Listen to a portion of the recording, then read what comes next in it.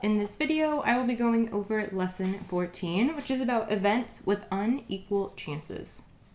Our first question here says that Tanya performed an experiment in which she randomly pulled a marble from a bag, recorded its color, put it back, and then repeated. The following table represents the number of times each color of marble was pulled. What is the experimental probability of pulling a green marble? So for this problem here, what we want to do is we want to find or create a fraction where the top is the number of green that she pulled, because our probability question is asking us for how many times did she pull a green marble. And the bottom, like always, is going to be our total. So when I look at this table here, it says that she pulled green a total of 25 times. To figure out my total on the bottom, all I need to do is add all three of these together. So 25 plus 35 plus 40. And if you would like, you can absolutely type this into a calculator to double check your answer. When you add all three of those together, you do get 100. Now let's simplify it, right? Because I don't see any answer choices that are 25 over 100. So we need to simplify this. To simplify this, you can type it into Desmos, hit that fraction button on the side, or if you know what it simplifies to, which is 1 over 4, that also works. So that means for this problem here, Tanya has a 1 out of 4 chance of pulling a green marble. Our next question says the following spinner has 4 sections. There are equal chances for 1, 3, and 4. So that means that 1, 3, and 4 are all the same size. And the section 2 is twice as large as each of those other sections. What is the probability of the spinner landing on 2? Okay. I know for this problem, 1, 4, and 3, they're all the same. I know that 2 is twice as big.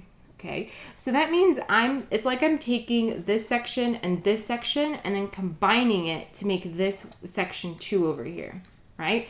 So if I were to cut this section in half, label this top side 2 and this bottom side 2, because this whole section right here, this whole section is all 2, right? When I cut it in half like that, it essentially creates 5 equal sections. Let me redraw my line, right? Do you guys see that? I have this 1, 2, 3, 4, 5 pieces, and they're all the same. So I have 5 sections here. Out of those 5, 2 of them are labeled with a 2. So that means I would have a 2 out of 5 chance of spinning a 2 on this spinner here. So this one was a little bit tricky just because we really got to think outside of the box and kind of figure out how we can split up that 2, that big section, and make it look like the other sections to make writing this probability a little bit easier. Our next question says that a bag of marbles contains red, blue, yellow, and green. The probability of pulling a blue is 0.25, and the probability of pulling a green is 0.3. Which bags of marbles are good models for these probabilities? Select 2 that apply. For this one here, we need to figure out probabilities for 2 marbles in each of these bags, a blue and a green, because it tells me here that the blue marble is 0.25 and the green marble is 0.3. So for blue, I'm going to take these decimal probabilities and write them as fractions because that's a bit easier for me when I'm solving these. And I know that 0.2 as a fraction is 1 over 4. And for the green is 0.3. And I know that that is 3 over 10. Now, if you don't know what those are as a fraction, what you can do is you can type this into Desmos, okay? And when you type it into Desmos, all you have to do is type in the fraction itself. I'm trying to pull it up at the same time and talk. All you have to do is type in the decimal, and then it will pop up. So for 0.25, if I type in 0.25, hit this button over here that says convert to fraction, it will tell me. Same thing if I do 0.3. If I hit this button over here, it will tell me. So you can always convert it to a fraction, and this calculator I use is just desmos.com/scientific. Okay, so now that we know what each one of these is as a fraction, we need to go through each of the bags and determine the probability of blue and green. So for A here, I see that there are 4 blue. So I'm gonna find the blue for all of these first, okay? I have 4 blue marbles, and I have to add up all the marbles in each bag to figure out my total. So for this first one, that would be 12 plus 4 plus 4 plus 12. And you can type this into a calculator, okay? Don't feel like you can't add them all up. Sometimes I make silly mistakes when I'm adding them up, and I know that that is sometimes where I make my mistakes. So 4 plus 12 is 16, plus 4 is 20, plus 12 is 32. And let's simplify this. So I'm going to bring back my Desmos. And I'm going to type in 4 over 32. I'm going to hit this button here, and that gives me 1 over 8. However, I need to have 1 over 4, not 1 over 8. So without even finding this green probability, I know that right off the bat, this is going to be wrong because it simplifies to 1 over 8 when it should be this 1 over 4. All right, let's look at the next one here. I have 12 blue over 48 total. 12 plus 12 plus 12 plus 12 is how I got this 48. I know that simplifies to 1 over 4. So that one's still in the running.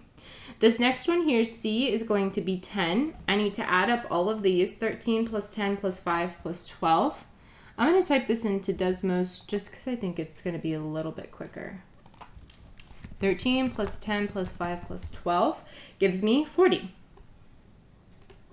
10 over 40 is going to simplify to 1/4. So that one's still good. That's still in the running. And this bottom one, I have 10 blue, and I have 9 plus 10 plus 9 plus 12. That also is going to give me 40 when I add all of them together. So that's going to give me 1/4 as well. Perfect. So those 3 are still in the running because it gave me that 1/4 that I was looking for. And now let's do green. So green, I see 12 green over here. And I know that I have 48 in the bottom because my total doesn't change, right? I had 48 here, which means I'm still going to have 48 here. However, since it's the same exact fraction, I know this is going to simplify to 1/4, and I need to have a 3 over 10, which means this one is out of the running. If I were to have 12 over 40, this here would simplify to 3 over 10. And 12 over 40, again, I have that same fraction, also simplifies to 3 over 10. So for this one, these bottom 2 are correct. When you're looking at this question on your checkpoint, make sure that you're double checking which numbers you're picking. We want to pick the one that has 13 red and 9 red. Okay, so 13 red and 9 red. I'll not cover up the 9. There we go. So double check your answers when you're picking this one, just because there are a lot of things going on here. Our next question says that Rita spun a spinner 100 times, and the results are shown in the following table. Rita's friend Pamela models Rita's experiment by drawing a spinner with 3 equal sections labeled 1, 2, and 3. Is the spinner that Pamela drew a good model for Rita's experiment? Why or why not? Okay, so if I'm looking at Rita's spinner here, right, I see that 3 is spun 55 times and 1 is spun 10 times. So that tells me that the section 3 on the spinner should probably be much larger than the 1, just because we landed on it so many more times. If I had a spinner that was the same size, I would expect to have all 3 of these numbers be pretty close when I do my experiment. Whoops. But because this 3 is such a bigger section, I'm going to disagree with Pamela, and I'm going to say no. That's because the 3 events are not equally likely to occur.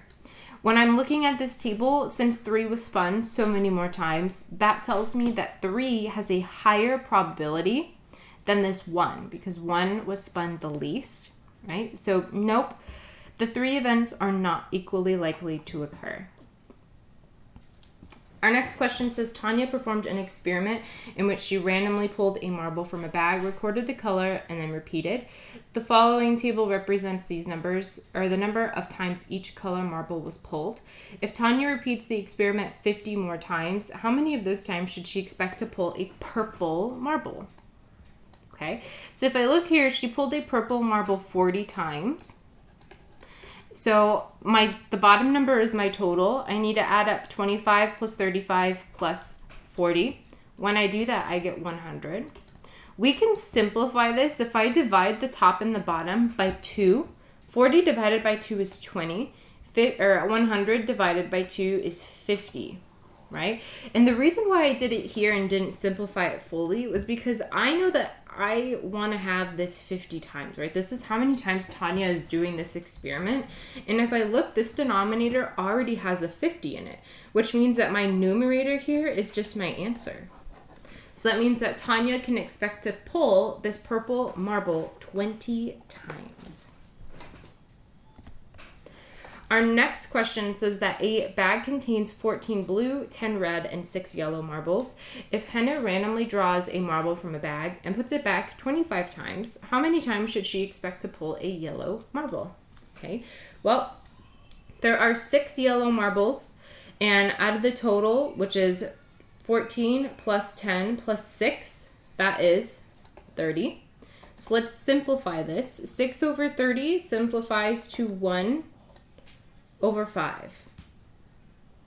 I'm just double checking in my head that it is 1 over 5. Perfect. So 1 over 5.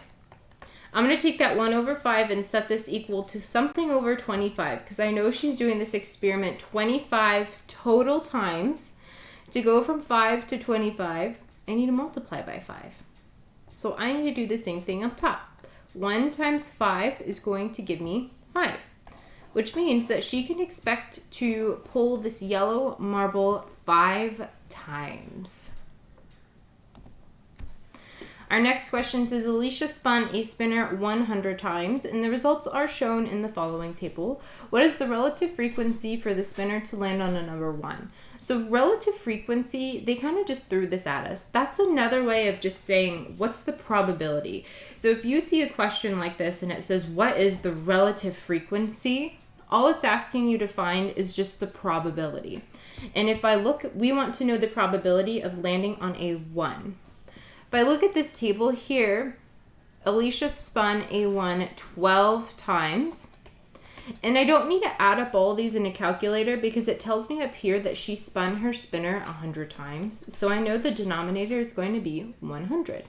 Now all I have to do is simplify this. And if I have 12 over 100, that is going to simplify to 3 over 25, which means D is the answer we'd want to pick, 3 over 25.